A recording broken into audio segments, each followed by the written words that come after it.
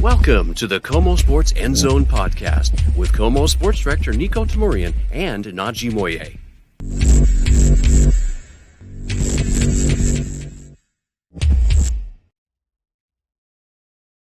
Welcome to the KOMO Sports End Zone podcast. I'm Niko Tamurian. What's up, Najee? Niko, a lot has changed since the last time we spoke last. I mean, it's so crazy in the world of Seattle sports, as you know, obviously Niko knows. Things can change with the drop of a dime. Every passing day, there's a new story. In the past week, there's been several news stories since you even came back from Houston, Niko. I mean, what's going on? You were in Houston, and then you came back, and then suddenly the Hawks need a new coach, and the Huskies have a new coach, and it's not the guy you were covering. I think that if you look at the last week, I'm not going to say it's more impactful than like a Super Bowl. Of course not. But if you look at a 7-day stretch where Husky fans had visions of a national championship, well, they lost that, and then they lost their coach. The Seahawks lost their coach. The Kraken, repping, although the streak is over, did set a franchise record 9-game winning streak. To have that all happen in a few days, and more so with the coaching changes, and most impactfully with Pete Carroll's 14-year tenure being up, it's just you don't see things happen in that rapid succession like that. Let's give another example here. Going way back, we talked about Marvel. You read comic books, right? There was a section in Marvel we talked about Nick Fury's big week. That happened with Iron Man happening, the events of Thor 1, and also the events of the end of Captain America 1. Right? Okay. This is Seattle's big week. This is Seattle's big week when all heck breaks loose, essentially. And then what happened this week, last week, and going forward is just gonna it's gonna snowball into what could be a new future in Seattle sports on Montlake, at Renton. There's a lot to go through, Niko. Let's just get started. Yeah, I think so. When you look at the Huskies hiring Jedd Fisch, what's interesting and what makes that coaching thing, and this is obvious, so much more impactful, is the way the Dogs were in the title game, and Kalen DeBoer had every look of the next Don James on campus, the guy that would have the statue next to him and the Husky, and it would just be glorious. And then he bolts for Alabama. And now I'm not going to knock that. It's Alabama. It's one of those jobs, although Husky Nation's knocking it. No, they should. And they should. They're fans. They should. Right. And I think that what makes it a little more angering is, like, we actually juxtapose this on KOMO News. You have DeBoer after the game Monday saying, like, we're going to basically saying that what we did this year is going to show kids what we can do, and we're going to get back to this game next year. And then 4 days later, he's like, yeah, I'm here in Alabama. I'm not going to be there for that, but good luck. He didn't say that, but he may as well have. I think but you know what, man, like, that's the coaching business now. And I hate the way college athletics is going, where you can do that. I mean, we finally got something right in paying players for all their hard work, but finally, how long did that take? Forever. Exactly. But it's what DeBoer did to UW is the same thing Jedd Fisch did to Arizona, and the same thing presumably whoever Arizona gets to replace Fish does. Like, it's all a cyclical thing. Eventually there's going to be like a Pee Wee team somewhere without a coach, but it's just what it is. But it's a little bit sad, right? And even if we'll talk about Fish in a second here, because I think he's a great hire. It's just it's crazy the way things are going right now in college sports. I mean, it's especially hard to even think of, because when Kalen DeBoer came on, the Huskies were just coming from a very, very, they were driving the struggle bus. You had Jimmy Lake on Montlake, and Kalen DeBoer was a known winner from all across college sports. I mean, he's Indiana, everywhere else. 2 great years, 1 solid year, 1 super, super great year on Montlake. I mean, to be honest, if Huskies fans, I'm not saying it could have been expected, his departure, but maybe about how quickly. I mean, sure. I think maybe a lot of people kind of saw Nick Saban as the legend that he is. He is 72 years old. He's had more years behind him than in front of him as far as coaching in college sports. But I mean, and of course, that's kind of how it goes. It's the next man up. That's how he ended up coming from LSU. Yeah. To Alabama. He had 1 natty at LSU. Now the difference is, my question to you, Niko, though, is if UW had beaten Michigan, would we be having this conversation? I think Alabama would have went at DeBoer still. Yeah. I think the dynamic changes do you go or not? And maybe you still do. If you asked me that point blank, because actually I thought about that last week, I would have said no. Oh, you won the Natty. Right. But I also think that DeBoer kind of saw what was happening. You lose Penix, you lose Adunze, you lose a lot of guys. It's not just those two. Right. And understanding you're going to the Big Ten, regular season games with Michigan, Penn State. You still got Oregon, who's going to be very good, obviously. And he saw that, and his stock, in my opinion, at least for the next couple of years, probably was never going to be higher. I was just going to say he sold whenever it was going the best. So you hate to see it. And I'm not going to knock any UW fan for being mad, because you had something really special and it just gone within a week. And then the background of, in Seattle, we lost Pete Carroll, and it doesn't sound like it was entirely his call. And, you mentioned Nick Saban, you're losing all these coaching legends, you're losing some rising stars, just a crazy week. But maybe, just maybe, it's solidified now. Yeah, maybe it is. I don't know. I like Jedd Fisch. It seems like he's got a ton of experience from all NFL. I mean, he's familiar with Seattle. He was Matt Hasselbeck's quarterback coach. Yeah. Back in the day. I mean, he's got experience from all levels of football, which would be great. I'm wondering, Niko, is my question: Did Troy Dannon? Words are hard today. You're okay. Did Troy Dannon make the right call? I mean, obviously, was he the best guy for the job? Maybe. I mean, I think he kind of Kalen DeBoer to Arizona, but the same way. I mean, Arizona was on a trajectory. They had not a great year two or 3 years ago, and then the meter was going up for them, and then boom. I think that if Jedd Fisch stayed at Arizona, they win the Big 12 next year. Whoa. I really do. I forgot they are moving, aren't they? They're going to the Big 12. Everyone's moving. Noah Fifita is fantastic. A lot of people are hoping he comes to Montlake now. Yeah. To answer your question, I think Troy Dannon hit a home run. Yeah. I think Fish was the best name realistically he could get. Of course, we would have loved Chris Peterson to come out of retirement, or Pete Carroll, but those things weren't realistically going to happen. And I had my heart set on Pete Carroll going to Montlake. Would have been amazing. It would have been amazing. It would have been a great story. And I think he would have been great. He would have proved a lot of people wrong. Hey, I still got it. Yeah. And I think, and he does. And I'm sick to my stomach over him losing his job, but we'll talk about that later. Yeah. Because your choice of words there just now is very interesting. Yeah, I am. But Jedd Fisch is the perfect hire at this point. Now you can play this again in 2 years, and you can be like, well, he went 7-5 and 7-5, and you're not happy with it. That stuff happens. Okay. That's college football, pro football, whatever level you want to talk about. But for the circumstances, Troy Dannon did the absolute best he could do.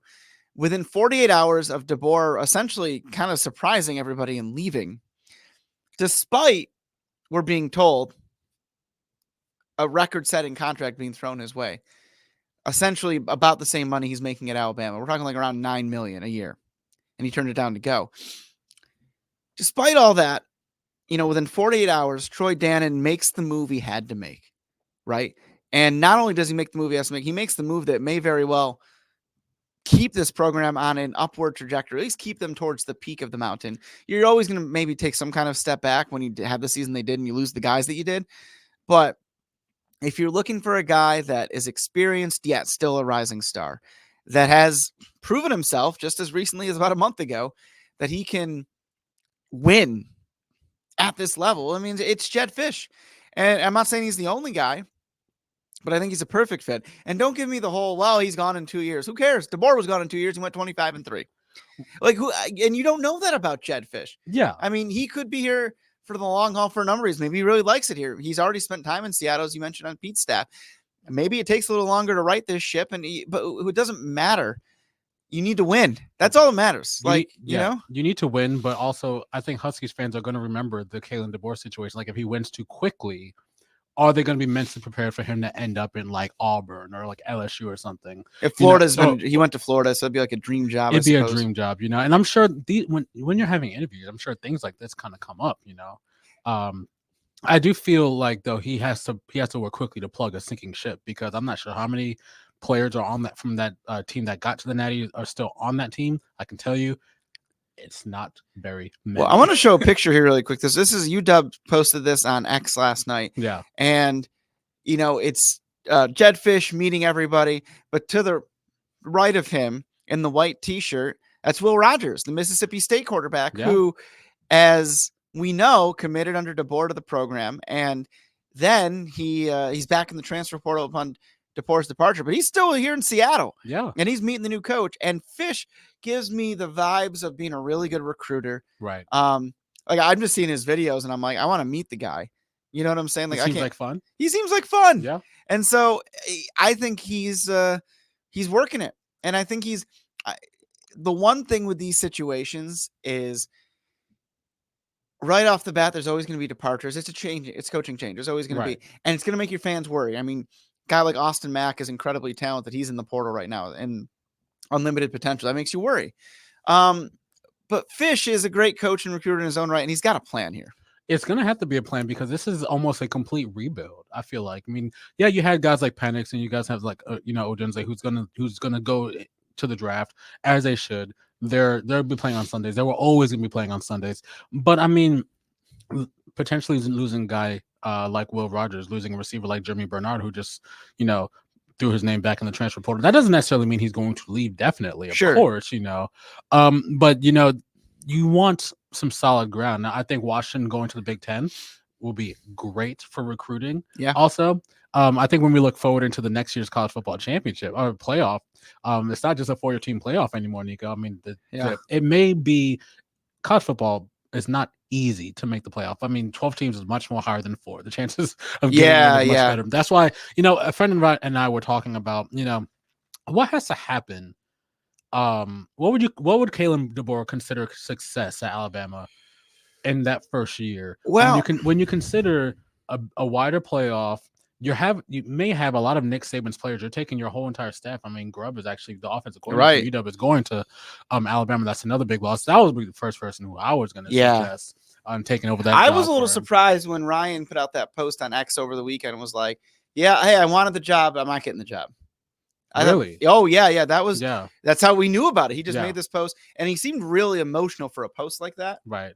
So he's just going to, I guess, with Alabama. It makes sense, but it sounds like he went for the job, and they opted for the experienced head coach like Fisch is. Fisch has a lot, and it makes sense. It makes sense. Well, here's the thing, Naj, it's like the Arizona job was Fisch's first as a head coach in college or pro. Right. So that's what I like. I like that. Right. Because he's got all this wealth of experience we've talked about. Offensive coordinator for like the Jaguars and a couple other pro teams at Michigan as well in the college ranks. But yet, he's 47. He's got this wealth of experience, like 15, 20 years, whatever it might be.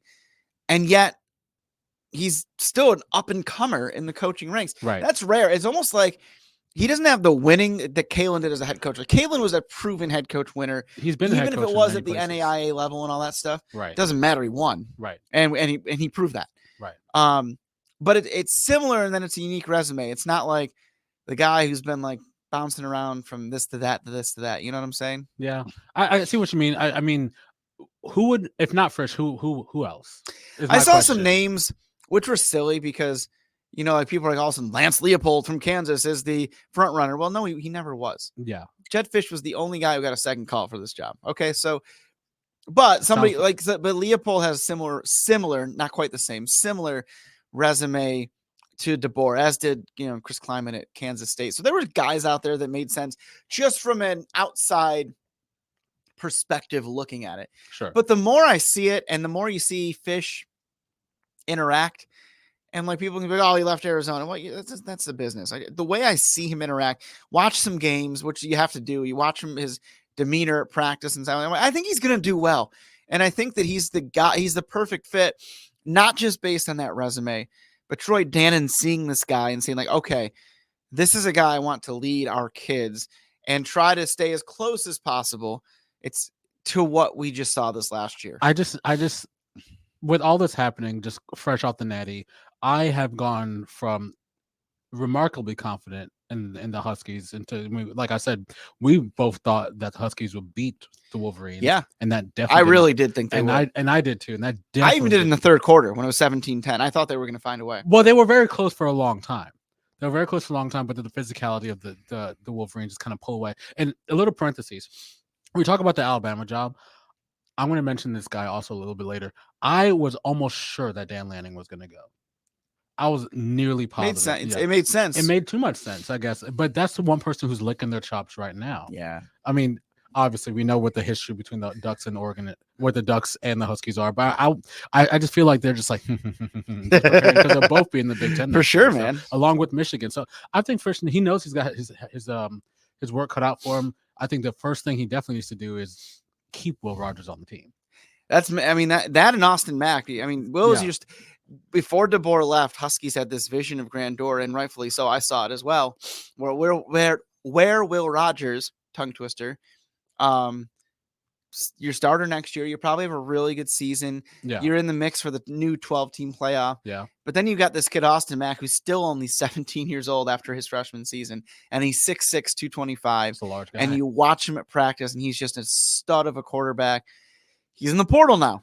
I would put a priority on him as well. But here's the thing with that, Naj. Like, I think those would be top priorities.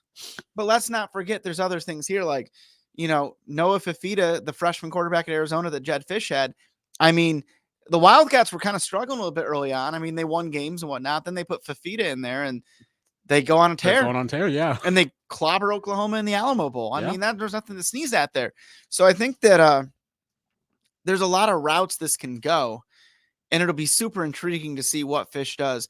But I'll reiterate what I said earlier. I think that Troy Dannon did the absolute best he possibly could in the situation he was dealt.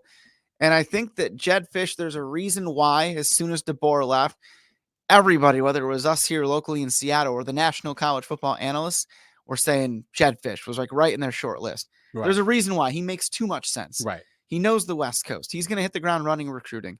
He even knows Seattle from his time here, right? So I think that it makes a lot of sense. Crazy, weird, unfortunate even situation. Let's see what he does, though. I just think that no one in college football, pro football is different. No one should expect a coach to be in a situation, even if the situation is a winning situation, for long. Yeah. Don't get attached. Not anymore. Not anymore. Well, even Harbaugh, they just won the Natty at Michigan, and everyone's kind of already putting him in a Chargers uniform. Yeah. Or a Chargers headset by now. It's just the nature of the beast. I mean, I'm sure guys at Arizona thought that Fisch would be around for a little bit longer. No, it's just there's levels to this in college football, and I think this past week was a definite example of that. And it stung based on what we saw. And like I mentioned earlier, it felt like Kalen was a guy that really would stay here for the long haul. That's what I think was gutting about it. Yeah. As the Alabama chatter picked up, I really felt like, well, he's not going to leave UW. He's not going to leave UW. Like, cause I talk to the guy every week. I wouldn't say we're like friends or something, but I feel like he's genuine. And I'm not saying that he's not because he left, but I really felt, and I really do think he does love it here. I think that he really just went the business route. Like we talked about his stock never being higher and Alabama being the job, right? It used to be maybe Notre Dame, but now it's Alabama as far as like the best job in football. I mean, it's a great job, but like, do you want to come after Nick Saban? That's a lot too. But here's the thing. And I actually did like a little interview with the station down that way. They said, why will Kalen DeBoer do well at Alabama? And I said, his demeanor. He's so even keeled. He's so calm. He's so cool under pressure. Right. The example I gave, which I could have given many, you see him on the sidelines. He's not that he's not emotional. He's emotional. Like when Michigan got away with 12 men on the field in that punt, he was angry. Like he showed it. But when you want to look at why Kalen DeBoer will be, if he is successful at Alabama, it's look at that Apple Cup. You're tied at 21.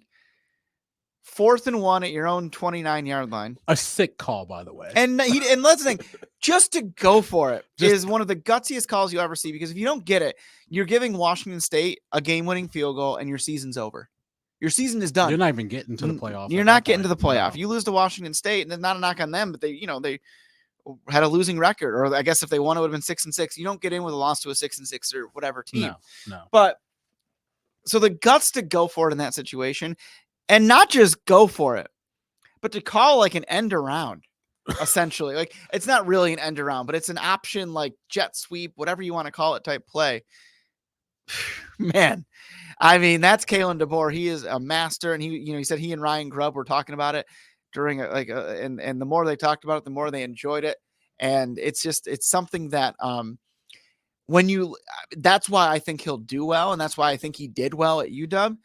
But yeah, you just don't replicate that. And I think going forward, Nash, the question is, what is Jedd Fisch's quality like that? time will tell, I guess. Time will tell. He's got to get some players. I've got to say, you know, as someone who, you know, I lived in the South for quite a while. I used to work in Pensacola, Florida, and most of my friends who watch college football are big Alabama fans. And I had to call a couple of them. I had to message a couple of them because they were in dire straits. Let me tell y'all something. Y'all have a dude with onions, okay? You guys definitely have a guy here, okay? But let me tell you this, Niko. I just feel like, and just because they're used to success with Nick Saban, I mean, prior to Nick Saban, they didn't have quite that much success. Let me just say that. But I think, you know, I think maybe after a year, maybe not making it out of the first round of the college football playoff, I think there'll be some questions, you know, because they're used to winning. It's Alabama, man. It's Alabama. That's the thing. So you just have to remember, just like, okay, you know, 8 wins could cut it at UW, and you probably won't get fired. You know, 9 wins back-to-back years, it's doable. And Alabama, there's no way. There's no way. Absolutely no way. That's the thing. He could have gone 8-4 the rest of his career at UW, and he'd still have a statue. He could be fine. He'd be completely fine. But he goes 8-4 in Alabama. The next 2 years, he's done. He's being run out of town. You know, the head coach of the University of Alabama's football team is up here, and the governor of Alabama is here. Yeah, in that order, you know, that's just how it is. So, wish him all the best, I suppose. What a crazy week, though. Gosh. Yeah, and not only that, Niko, the Hawks, are not playing in the playoffs right now. No, that's unfortunate for everyone involved. Also, they're losing their gum chewing. I hate this. Their gum chewing guy, the guy who's been at the forefront of this team for over a decade, since a long time, and Pete Carroll as the head coach. And let me tell you, I don't want to say was I shocked? Were you shocked? Are you shocked? Yeah. Still? Well, here's the thing. In the big picture, I'm not entirely surprised. Just because you heard some like maybe rumblings that could happen when you talk to people behind the scenes and that sort of thing. I'm shocked from the standpoint that somebody of Pete Carroll's stature and success, they won more than they lost this year, too, even if it's not quite to his standards, right? They didn't look great most of the time. The fact that on Sunday and Monday, he was sitting there saying, yeah, I'm going to be back next year. I'm fired up. Let's go. And by Wednesday, they're trying to play off this whole mutual departure thing. That stunned me because you don't think it was mutual. No, it definitely wasn't. And Pete's alluded to the notion. Pete said it on ESPN radio locally here in Seattle. He said that, you know, it was a decision made by non-football people. It was a decision that they couldn't quite see his explanation. Like, he basically debunked the whole, like, we've mutually agreed. Like, it definitely didn't appear to be mutual. Maybe it was mutual after they said, you know, X, Y, Z or something. But, and I just think Pete Carroll deserved better than that. Listen, I may be eating these words next year. You think? Okay, go ahead. No, but I think depending on who they hire, I think they're in for a rude awakening to see how much Pete Carroll was the glue to held this thing together. That's not a knock on any player. I love a lot of the guys in the Hawks, obviously. And I think that they're super talented, and I think they have a lot of talent there. But I think that we're sitting here. I think there's a very good chance we're sitting here next year being like, man, I wish Pete was still here. And that's not, and I don't mean that because we don't know who they're hiring yet, right? Like, that's not a knock on Dan Quinn or whoever they end up hiring. I'm sure they're going to get somebody that looks really good. They cannot hire Dan Quinn. I'll tell you guys about why in a couple seconds. Yeah, please do. Yeah. But yeah. I'll finish this point by saying that Pete deserved better. He's one of the best coaches ever. He's still a damn good coach. And I don't like the way that went down. And I think that Pete got the absolute most out of those guys. Yeah. Was it perfect? No. Was there losses? There shouldn't have been. Of course not. This was not a good season by a stretch. But that said, it wasn't a good season, and they were still a Packers loss from the playoffs. Yeah. Or they were still a, 55-yard field goal against the Rams from making it, right? Yeah. Despite not doing their best and battling some injuries and things of that sort. So I don't like the move. I'm not entirely surprised, but I don't like it. And best of luck to whoever's next. And you give them the benefit of the doubt, whoever it is. But I just hate how this all went down. Some people kind of bring attention to, the Hawks celebrating at the end of their season with cigars, just signifying that the season, I guess. And Julian loves newborn. It was to celebrate that too. Yeah, but when your season ends like that, or you really want to take pictures of people smoking cigars in the locker room, and I think a lot of that is like, okay, has the locker room been lost prior to that? What was the situation like inside the locker room? I'd be the first to tell you that the schedule makers didn't do the Hawks any favors this year. They played a lot of good teams this year, which is good. They want to be a good team. I think it's hard to say because I think you were talking to a lot of Hawks fans. They're like, okay, we've had a lot of success. One Super Bowl championship. Yeah. I would consider that a lot. Yeah. Success. Yeah, that's the pinnacle. Wins. I mean, people dream about that. A lot of playoff wins. It's like, okay, well, it's time to close the book on this chapter. I mean, Pete Carroll is not exactly a young man, but sure. He acts like one though, and I think that's why he may get a job here, somewhere else. I think he'll coach somewhere else. Maybe not this season, but definitely maybe next year. I think. Yeah. I just feel like the city has a lot to owe to Pete Carroll. And I think we're still hearing about it. Obviously, I mean he's announced that he wasn't coming back as coach a week ago, and we're still talking about it. I think a lot of people are still kind of broken up about it because for some Hawks fans, that's all they know. Yeah, that's the thing. That's all they know, and they don't know anything more before Pete Carroll, or they have to figure out what to do after him. And I feel for one guy in particular. I feel for two guys in particular: Bobby Wagner and Geno Smith. And when our photographer, when we first announced when we were there for that press conference, and our photographer Doug Pigsley, he pushed out and you saw two people in the front row.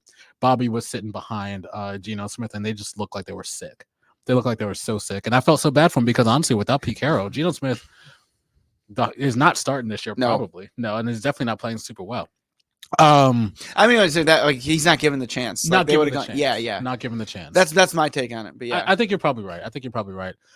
So where do the Hawks go from here? Well, there's a lot of coaches out there. I mean, there's a lot of coaches out there, like another legend who just left his job in a similar kind of way. And Bill Belichick, I'm not exactly sure if he'll get a call back, and to come to Seattle. It's kind of far. He's about the same age as Pete, maybe running the same sort of issues as Pete. But I think one guy who they could possibly call is still coaching right now, and Ben Johnson, the Lions. Yeah. He's good. He's really good. A really great young offensive coordinator. I mean, the offense needed to be better, but I think the defense also could use some work too.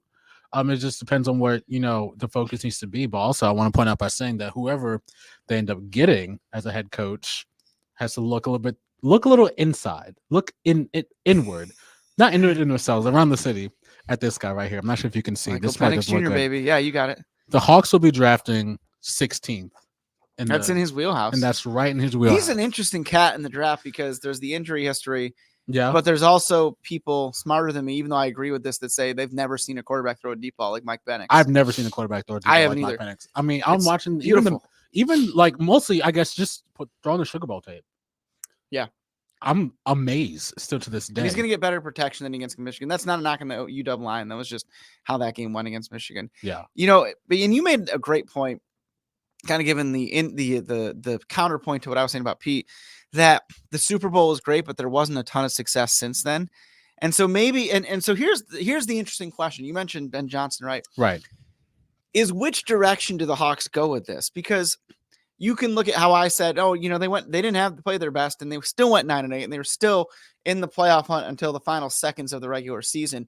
So do you look for somebody with a similar defensive mindset? We talk about Dan Quinn, you talk about any number of defensive minded coaches out there, McDonald and the Ravens and coaches of that sort. Or do you take a step back and say, this has been an identity for a team that, while successful, hasn't replicated the success that we saw 10 years ago? And do you follow the trend of the league? And like you mentioned with Johnson, go the offensive route. Find one of those young offensive minds out there. Kellen Moore could be a guy too. Yeah. Which direction do you go? Do you try to build on like what's already here, keep a similar identity and mindset to try and maybe win 2 or 3 extra games and be in the hunt? Or do you just say, you know what, we're going to start anew here? I just feel like what's been happening for the Hawks the past 2 years, they make playoffs this year. They lost in the wild card round to the Niners last year, right? Yeah. And then we look at the division. The Niners are probably there's a big chance they'll win the Super Bowl this year. And the Rams made the playoffs. Yeah. And they played very, very well. I mean, they did lose to Ben Johnson's the Lions this past weekend. A great point, though, yeah. And I just feel like now is a great opportunity to kind of like get you a quarterback. There's a lot of quarterbacks in this draft. Even at 16, there will be some there.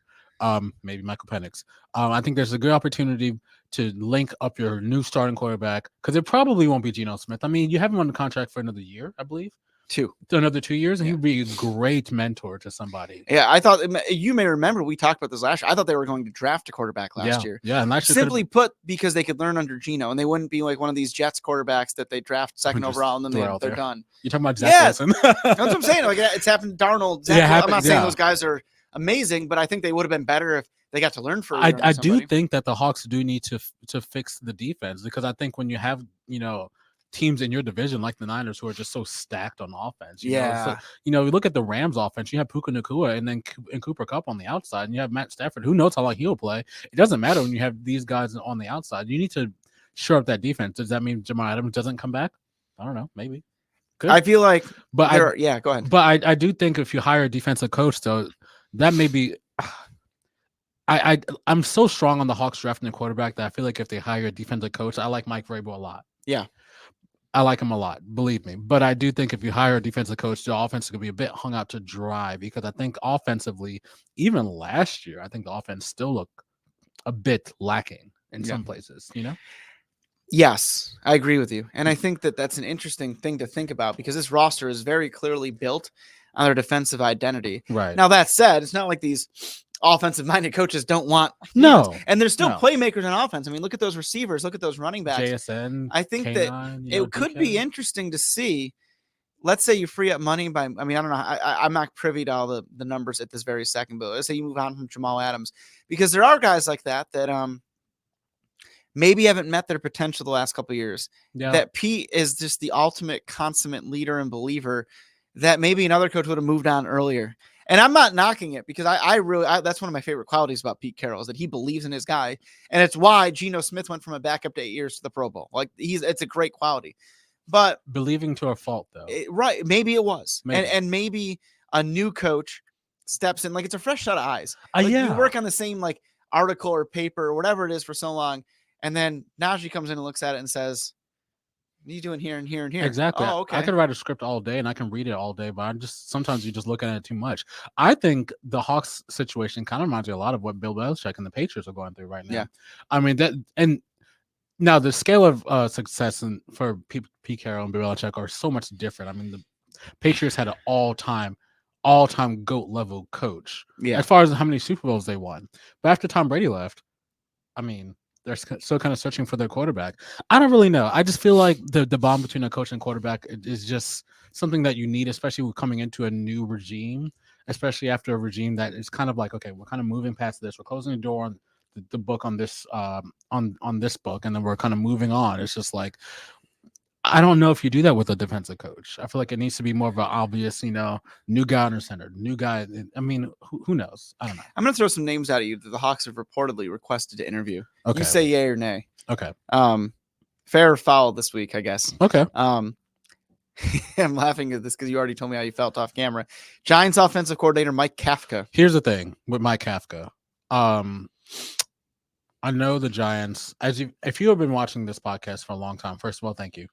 Second of all, I'm a Giants fan. I can tell you that the Giants offensively took a big step back as far as play calling goes. I know there was some injuries to quarterback, but I mean, there's not a massive difference between Daniel Jones and Tommy DeVito. Right. There's not a huge difference between those two guys and Tyrod Taylor. I would suggest not, only because nothing that the Giants did last year warrants me to think that he should get a head coaching job anywhere else. Yeah. I'll be nice about that. Okay. And this is the name that we've seen from the get-go, even back in the middle of the season. Yeah. When there were rumors about this, he was the defensive coordinator of the Legion of Boom Super Bowl teams, Dan Quinn. It's a nice idea to kind of like chase the past a bit, but this is not 2015. And if you saw the Cowboys and the Packers game, Niko, can you name name two receivers on the Green Bay Packers team right now? Name two receivers on the Packers. Yes. I guess I would say Romeo Dubes. Okay, there's one. And no, Lazard's on the Jets. Hang on. I can name one other one.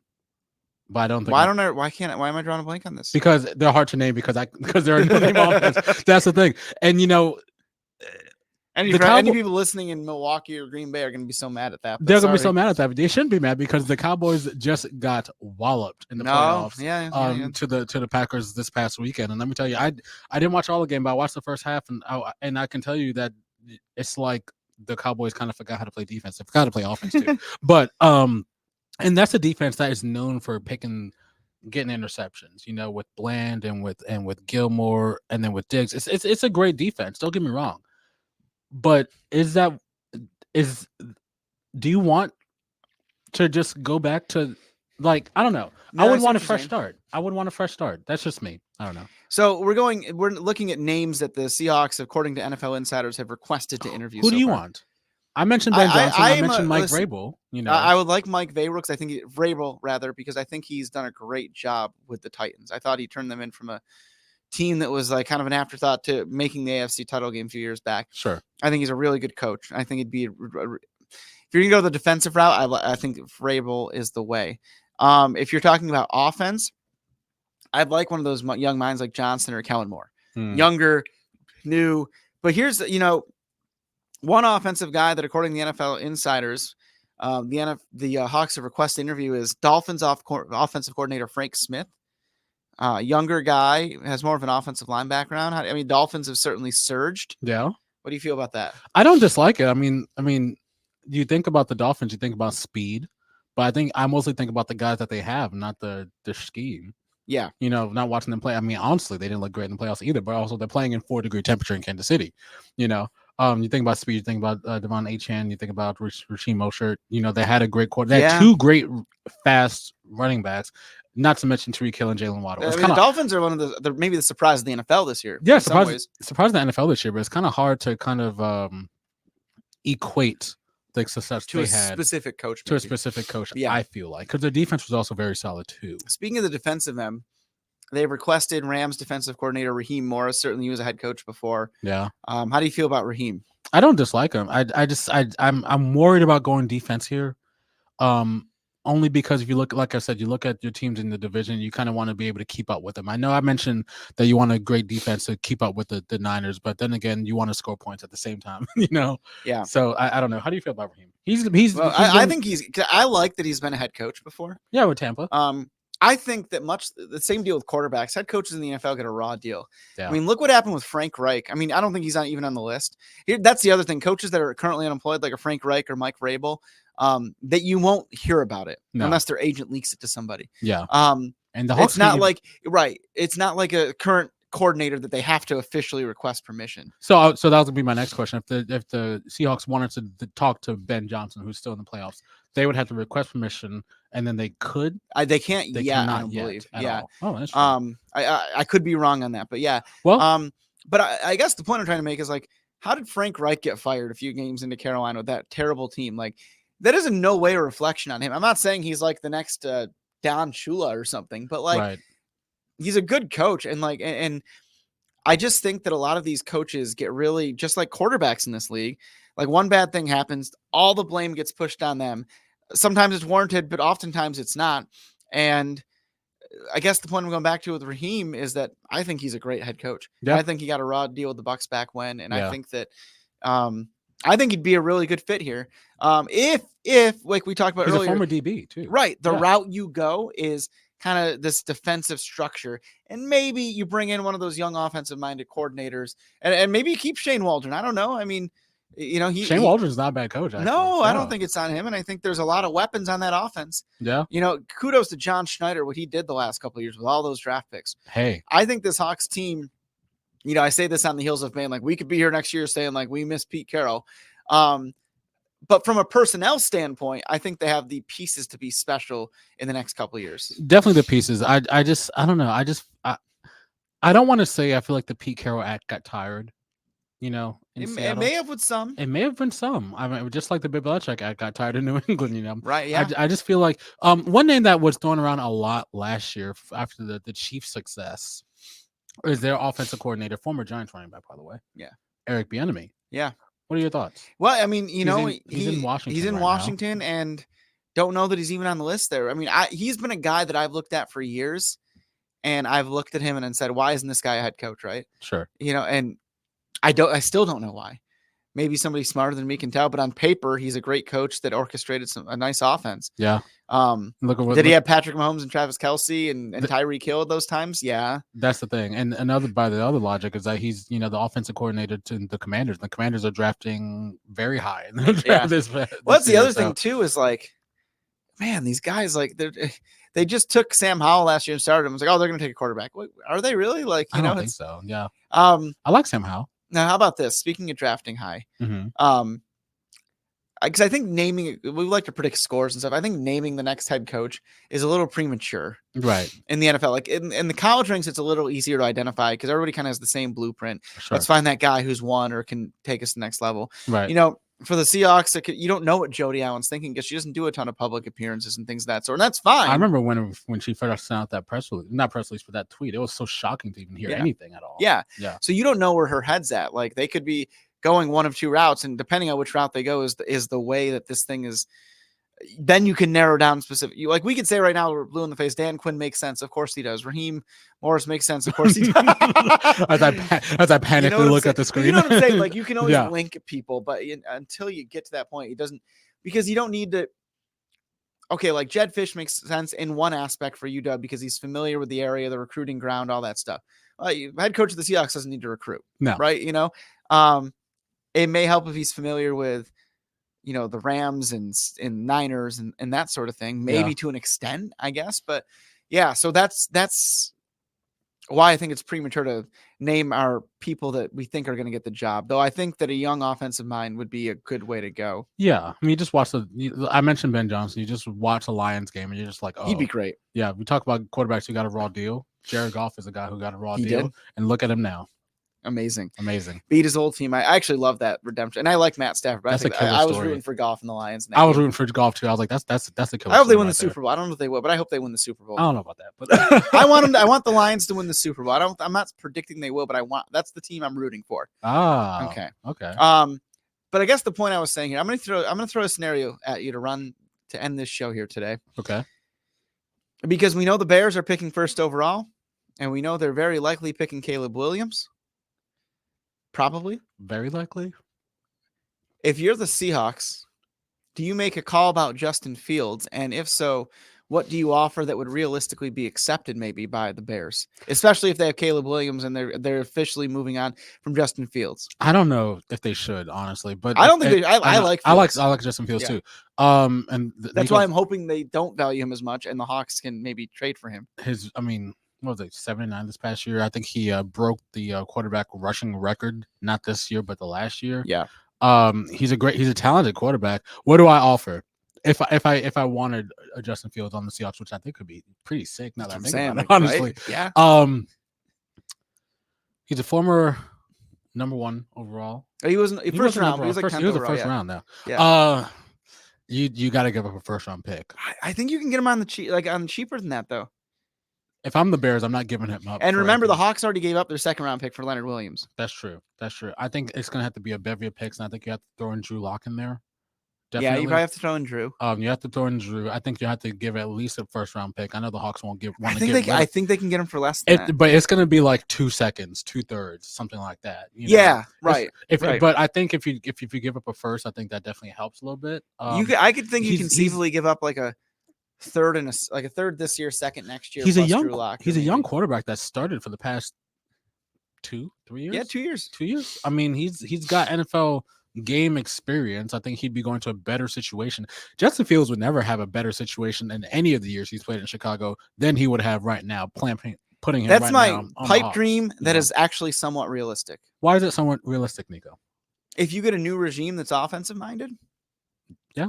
And you want, and Should you don't my poster, and you don't want to use the 16th pick on Penix or another quarterback, which I would be all for, Mike. I think he would thrive here because he already did thrive in Seattle. But yeah, I get that. I mean, I don't dislike that. I that's think why this podcast will be fun into March and April. That's true. Yeah, and that's why you should keep listening through March and April because we'll keep and beyond. We'll keep. We got a Kraken team. That's who I'm repping right now. The win streak was snapped, but they're still red hot. That's melting the ice, baby. And yeah, we got some fun stuff right now, and on the heels of an historic week that's only going to get crazier as we meet the next Seahawks coach, whoever that is. It might be Niko. It might be Najee. Who knows? Najee, Moye, thanks for your time, my friend. Thank you for your time, Niko. You were just listened to or watched the KOMO Sports End Zone podcast. We'll see you next week, guys. Bye-bye.